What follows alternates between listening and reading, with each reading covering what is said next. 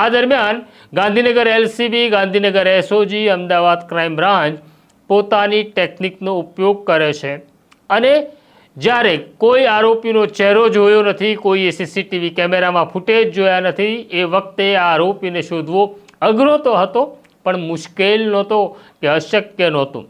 પોલીસે આ વિસ્તારની અંદર કેટલા મોબાઈલ ફોન રાત્રે એક્ટિવ હતા એના ટાવર ડમ્પ લેવાની શરૂઆત કરી. રાતનો સમય હોવા છતાં માહોલ નવરાત્રિનો હતો એટલે ઘણી બધી જગ્યાએ યુવક યુવતીઓ અને અનેક રાહદારીઓ આ રસ્તા ઉપરથી પસાર થતા હોય છે.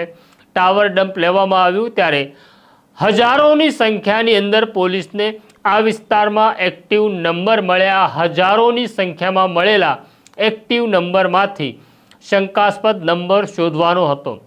પોલીસે આ ખાસ અપનાવેલા સોફ્ટવેરની અંદર આ બધા જ નંબર નાખવામાં આવ્યા. ત્યાં એક શંકાસ્પદ નંબર પોલીસને નજરે પડે છે, કારણ કે આ એવો નંબર હતો જેનું નામ હતું વિપુલ ઉર્ફે નીલ પરમાર. વિપુલ ઉર્ફે નીલ પરમાર એ અગાઉ આ પ્રકારના ગુના આચરી ચૂક્યો હતો.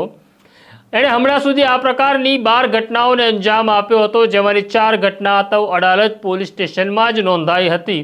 એટલે સૌથી પહેલાં શંકાના દાયરામાં વિપુલ પરમારનું નામ આવે છે. અડાલજ પોલીસ માટે સમસ્યા એ હતી કે હવે વિપુલ ક્યાં છે તે શોધવાનો છે. તેના જૂના રેકોર્ડ તપાસ્યા ત્યારે ખબર પડી કે વિપુલ 2021માં તેની ધરપકડ થાય છે અને ઓક્ટોબર 24 સુધી તે જેલમાં હતો અને ઓક્ટોબર 24 પછી તે છૂટ્યો.